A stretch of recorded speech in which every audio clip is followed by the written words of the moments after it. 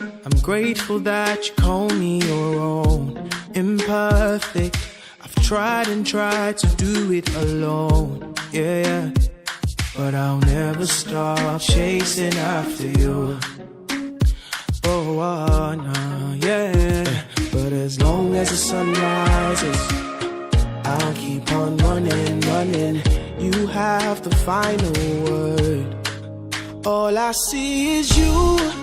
Kolo Yesu.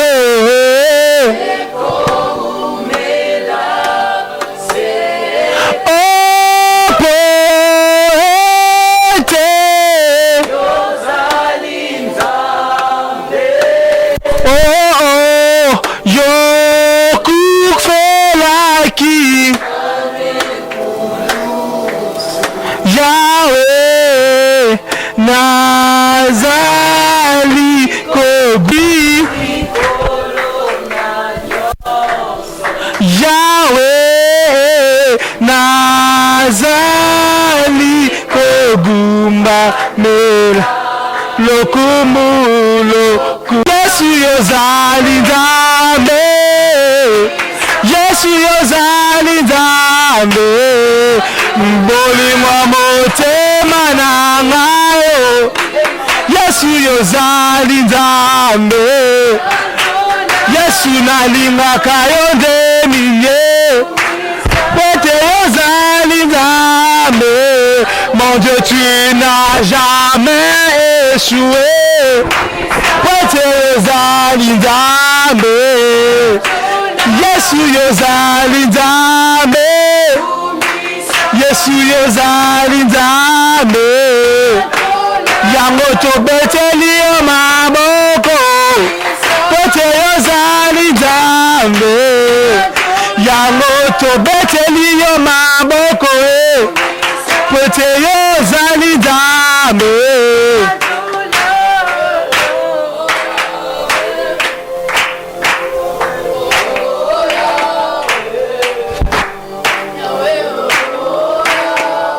Béni soit ton nom, mon maître de temps et des circonstances, pour tout ce que tu fais, pour tout ce que tu accomplis. Au nom de Jésus. Amen. Amen. Est-ce qu'on peut acclamer très fort le Seigneur?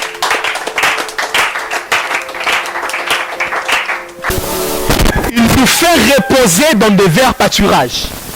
Notre berger, nous ne manquerons de rien. Je parle à quelqu'un? Il est notre berger maintenant. Mais dans le futur, nous ne manquerons de rien. Donc dans le présent, nous sommes garantis de sa présence. Mais dans le futur, nous sommes garantis de sa présence et de ses avoirs. Je parle à quelqu'un? Donc tu dois comprendre qu'avoir Dieu maintenant te rassure un futur. C'est pourquoi David, il dit, lorsque je traverse la vallée de l'ombre de la mort, je ne crains pas parce que tu es avec moi. C'est-à-dire, quand Dieu résout le problème de la nourriture, il résout aussi le problème de la protection. Je ne sais pas si tu me comprends. J'étais en train de dire, de même que Dieu résout des besoins maintenant, il y a d'autres besoins dans le futur qu'il va résoudre. Il dit, j'ai un berger. Moi, je ne manquerai de rien. Donc, je suis sûr de tout ce que je vais avoir. Il dit, il me conduit dans le vert pâturage. Il me donne ce que je dois posséder dans le futur. Je veux dire à quelqu'un, la présence de Dieu dans ta vie te garantit un futur. Tout ce que Dieu te donne te garantit un futur. Est-ce que je parle à quelqu'un? Est-ce que je parle à quelqu'un? Est-ce que je parle à quelqu'un? Parce que l'Éternel est notre berger. Ce soir, je suis venu dire à quelqu'un que tu n'as pas besoin d'avoir peur parce que Dieu il se sent responsable lorsqu'il réussit à satisfaire ce que tu n'as pas. Amen. C'est-à-dire la présence de Dieu dans ta vie donne à Dieu l'obligation de satisfaire tes manques. Est-ce que je parle à quelqu'un? Je ne sais pas si vous me comprenez. Est-ce que je parle à quelqu'un? Et j'ai expliqué durant le mardi passé l'importance d'avoir un berger. J'ai expliqué que l'une des choses qui a influencé la séparation de Lot et d'Abraham, c'était parce que le berger de Lot et le berger d'Abraham étaient en train de se disputer. C'est-à-dire l'inconfort de la brebis a obligé au berger de se déplacer. Donc tu dois comprendre qu'à chaque fois que tu es inconfortable quelque part, tu as le droit de réclamer et Dieu va te conduire à l'endroit où tu es confortable. Est-ce que je parle à quelqu'un? Et il est en train de dire que l'Éternel est mon berger. Je ne manquerai de rien. Il me fait reposer dans des verts. Il me dirige près des eaux paisibles et il restaure mon âme. Et il continue en disant, il me conduit dans le sentier de la justice. Pourquoi? Il dit à cause de son nom. Donc quand je comprends que si le berger me conduit, c'est que le berger est devant et moi je suis derrière. Parce qu'on ne peut pas conduire celui qui est derrière. Et celui qui conduit n'est pas derrière. Celui qui conduit est toujours devant. Je parle à quelqu'un? Mais Jésus vient et il dit, mes brebis me connaissent. Et ils entendent. Mes brebis me connaissent et ils entendent. Je répète, mes brebis me connaissent et ils entendent. C'est-à-dire quand je suis en train de marcher avec le berger, mon indicateur ce n'est pas ce que je vois. L'indicateur de ma marche c'est ce que j'entends de ce que le berger dit. Or, la foi ne vient pas de ce qu'on voit. La foi ne vient pas de ce qu'on observe, mais la foi vient de ce que... Donc si j'entends Jésus, si j'ai la foi, c'est que j'entends le berger. Donc quand je marche avec le berger, je ne marche pas en fonction de moi-même, je marche en fonction de la foi. Même lorsque les choses ne marchent pas, s'il me dit avance, j'avance. S'il me dit avance, mais qui est devant? C'est le berger, n'est-ce pas? C'est le berger qui est devant. Moi, la brebis, je suis derrière. Donc, on doit comprendre que la voix de Dieu est une voix qui nous garantit le futur et non le passé. J'entends la voix du berger, pas par derrière. J'entends la voix du berger par devant. C'est pourquoi Christ, Dieu dit, je connais pas ce qui s'est passé. Il dit, ne pensez plus aux événements, mais je connais le projet que j'ai formé pour vous. Un projet n'est pas dans le passé. Quand je forme un projet, c'est par rapport au futur. C'est pourquoi par ricochet, j'aimerais dire à quelqu'un, à chaque fois que tu entends une voix par derrière, dis-toi que ce n'est pas la voix du berger.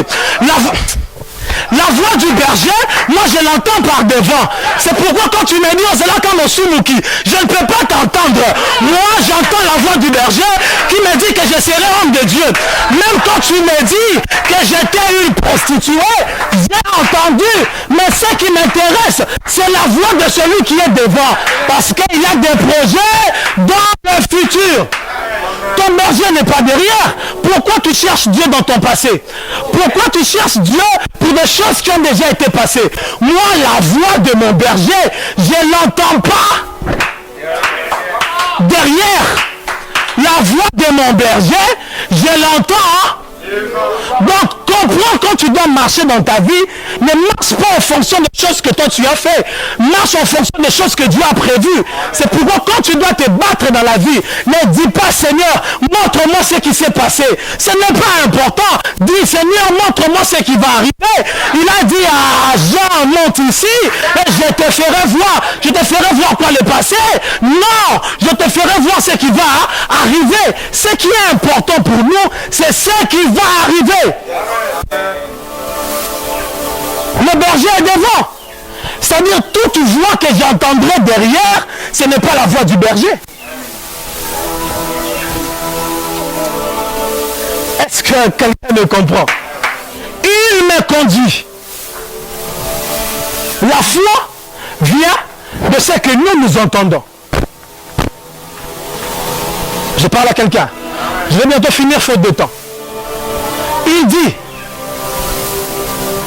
à cause de son nom. Et il ajoute en disant, quand je marche dans la vallée, de quoi? De l'ombre de la mort, je ne crains aucun mal. Donc le premier endroit où tu m'avais conduit, tu m'as d'abord conduit dans un sentier de la justice. Mais après, il y a la vallée de l'ombre de la mort. Cela m'amène à comprendre qu'être avec Dieu ne t'exempte pas des problèmes. Tu peux être avec Dieu. Non, quand David le dit, il ne dit pas que le berger est loin. Il dit, je suis sûr que je vais traverser parce que tu es là. C'est-à-dire, même les moments difficiles, nous pouvons les passer avec Dieu de notre côté. Ce n'est pas parce que les choses sont dures que Dieu est absent. Parfois, c'est la vallée des choses difficiles. Mais où on comprend que Dieu, l'Éternel est mon berger, je ne manquerai. Il me fait reposer dans le vert pâturage, n'est-ce pas? Il me dirige près des eaux paisibles, n'est-ce pas? Et il restaure mon âme. Il me donne la justice à cause. Quand je marche dans la vallée de l'ombre de la mort, je ne crains aucun mal, car tu y es. C'est-à-dire avant, c'était la troisième personne. Mais quand les difficultés arrivent, je deviens avec le tu. Donc les difficultés sont censées nous rendre plus proches de Dieu. Le Dieu avec qui j'ai parlé à la troisième personne, mais quand les difficultés arrivent, je deviens encore plus proche de lui. Donc comprends qu'à chaque fois que les choses sont difficiles, il y a une forme d'intimité qui se manifeste encore beaucoup plus. Est-ce que je parle à quelqu'un? Je ne sais pas si quelqu'un me comprend. Il dit, même quand je traverse la vallée de l'ombre de la mort, je ne crains aucun mal, car tu es. Donc je me rends compte que Jésus était dans la barque. Le vent a commencé à souffler, mais Jésus était là. L'eau a commencé à entrer dans le bateau, mais Jésus était là. J'aimerais te dire, même lorsque tu as échoué en classe, n'oublie pas que Jésus, même lorsque je manque de quoi manger, rassure-toi que Jésus, donc ton problème ne rend pas Dieu absent. Je parle à quelqu'un. Est-ce que je parle à quelqu'un? Est-ce que je parle à quelqu'un? Il dit pourquoi? Parce que sa houlette et son bâton me rassurent. Sa houlette et son bâton me rassurent. Vous savez, la houlette servait à quoi? La houlette a une forme de crochet. Le berger l'utilisait souvent. Épargner la brebis. Si une brebis veut quitter la route, qu'est-ce que le berger fait? Le berger prenait la houlette qui avait le crochet et il tirait la brebis. Donc quand tu vois la houlette, ne crois pas que c'est pour te faire du mal, mais c'est un instrument de protection. Parce que quand la vallée de l'ombre de la mort, elle est tellement dangereuse que je suis en train de voir l'objet de Dieu qui me protège. Donc comprends, au moment le plus dur de ta vie, rassure-toi, il y a toujours quelque chose de Dieu qui va te protéger. Est-ce que je parle à quelqu'un? Est-ce que je parle à quelqu'un? Sans houlette, mais rassure. La houlette de Dieu te rassure. Ça te rassure pourquoi? Parce que c'est l'instrument que Dieu utilise. Pas pour te faire du mal, mais pour te protéger. La houlette a une forme dangereuse. Mais la houlette est là pour te protéger. Certaines choses, Dieu quand il l'utilise pas pour nous faire du mal. Il utilise ça, c'est pour nous protéger. Même lorsque tu te rends compte que Dieu t'a séparé de certaines personnes que tu aimais, c'est parce qu'il veut te protéger. Le temps est passé, je dois sauter. Il dresse devant moi un enfant de mon adversaire. J'ai pas le temps, je vais passer. Il dit, il oint ma tête. Ma coupe. Il oint ma tête et ma coupe. Il n'y a pas très longtemps, j'ai discuté avec un berger. C'est un étranger, c'est vraiment un berger. Et lorsque nous sommes en train de discuter, il m'a dit une chose. Il m'a dit, lorsque nous arrivons à un endroit où il y a beaucoup de mouches et beaucoup d'insectes, il y a une seule chose que nous faisons pour faire fuir ces insectes. C'est que nous prenons de l'huile, nous le mettons dans la tête des brebis, et à chaque fois que l'insecte arrive, l'insecte sent l'odeur de l'huile et il part. Cela m'amène à comprendre. Non, moi je ne parle pas de l'onction, c'est un berger qui parle comme une brebis. Excusez-moi, je vais utiliser l'aspect pastoral, n'est-ce pas? C'est le berger qui parle à la brebis. C'est vrai qu'on a contextualisé en termes d'onction, c'est bien. Mais moi aussi, je suis venu vous dire que l'onction que Dieu vous met dans la vie, c'est aussi pour faire fuir de mauvaises personnes. L'huile de Dieu sur ta tête n'est pas seulement là pour te faire tomber, ni pour faire tomber les gens ou pour parler en langue. Mais plus il y a l'huile, plus les insectes doivent fuir. Plus il y a l'huile, plus le péché doit partir. Plus il y a l'huile, plus la pauvreté doit partir. Je ne suis pas loin pour impressionner mes adversaires. Je suis loin parce qu'ils doivent partir. L'onction de Dieu dans ma vie rend mes ennemis mal à l'aise et ils doivent partir. C'est pourquoi quand il m'expliquait, il m'a dit, tu sais, si un jour la brebis est tellement affectée aux insectes et qu'il n'a pas d'huile, cette brebis va mourir. Donc tu comprends que sans onction tu ne vas pas aller loin. Comme quoi, l'onction ne peut pas nous rendre orgueilleux. L'onction on doit aussi l'utiliser pour faire fuir les mauvaises choses. Est-ce que je parle à quelqu'un? Et il dit, oui, le bonheur et la grâce m'accompagneront tout le jour de ma vie. Il est écrit dans Éphésiens, revêtez-vous des armes spirituelles pour tenir bon le jour. Donc on a prévu une journée pour le malheur, mais on a dit que le bonheur m'accompagne tous les jours. Donc tu dois comprendre que ton malheur est inférieur au nombre des jours de bonheur que Dieu a prévu. Toi tu ne comprends pas. J'étais en train de dire que ce que tu as est plus nombreux que ce que tu manques. Les jours de ton bonheur sont plus supérieurs. Mais la Bible dit que le malheur atteint souvent, mais l'Éternel en délivre. Donc le malheur c'est souvent, mais la délivrance c'est... Donc on a plus la garantie de la délivrance que du malheur. Le malheur c'est vrai, on ne peut pas le canaliser, on ne peut pas nous attendre à ça, on ne peut peut-être pas nous en échapper. C'est vrai parce que c'est le malheur, mais nous savons une chose, que Le malheur, c'est un jour. Le malheur, c'est souvent, mais la délivrance, c'est... Donc, comprends que Dieu, tu as eu à payer ton assurance, tout risque pour toute la vie. Amen. Yes. Amen. Quand je paye mon assurance, c'est par rapport à la période qui me couvre. Je ne sais pas les mauvaises choses qui vont arriver. La présence de l'accident ne peut pas mettre fin à mon assurance.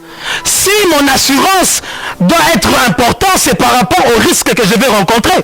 Si je paye l'assurance du véhicule aujourd'hui, que je fasse l'accident ou pas, l'assurance continue. Même quand je fais l'accident, l'assurance continuera. Donc tu dois comprendre que tes problèmes n'ont pas mis fin à la délivrance de Dieu. Tu as payé l'assurance. Le sang de Jésus qui a été versé à la croix a payé l'assurance. Tout risque pour toute ta vie. Donc peu importe l'arrivée du bonheur, ça va manifester. Mais est-ce que je veux connaître la SONAS? Devrais-je connaître si la SONAS paye si je n'ai pas fait d'accident? Il faut que je fasse un accident pour que je sorte l'argent de la SONAS. Donc comprends que chaque malheur qui t'arrive décaisse le fond de la protection de Dieu dans ta vie. Donc à chaque fois que tu as un problème, Dieu est obligé d'agir parce qu'il n'a pas le choix. Tu t'étais déjà assuré. Donc quand il ne paye pas le risque que toi tu as rencontré, il ne fait pas son travail. En quoi est-ce que serais-je assuré si je n'arrive pas à payer mes sinistrés? Tous les jours, le malheur, c'est momentané. Amen. Les risques, on ne contrôle pas le risque. Mais on peut contrôler l'échéance de l'assurance. Je parle à quelqu'un. Donc comprends, dans ta vie, telle que tu es là, tu es assuré pour toute la vie. Amen. Yes. Tu es assuré pour toute la vie. Tu es assuré pour toute la vie. Derrière moi, je suis assuré. Je suis assuré Pour toute la vie. pour toute la vie. Tu vas te lever, on va prier.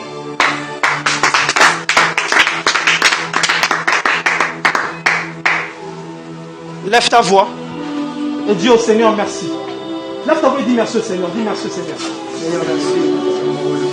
Merci, Merci, Papa. Merci, Papa. Dis merci au Seigneur. Dis merci au Seigneur. Dis merci au Seigneur. Merci au Dieu. Nous te célébrons. Je viens de dire que notre Dieu nous a garanti la protection pour toute la vie. Tu vas prier à Dieu. Tu vas dire au Seigneur, je viens exprimer ces problèmes. Ces malheurs est arrivé. Je veux, comme je suis toujours dans l'échéance de Dieu, que Dieu puisse mettre fin à ces malheurs. Élève ta voix et prie au nom de Jésus.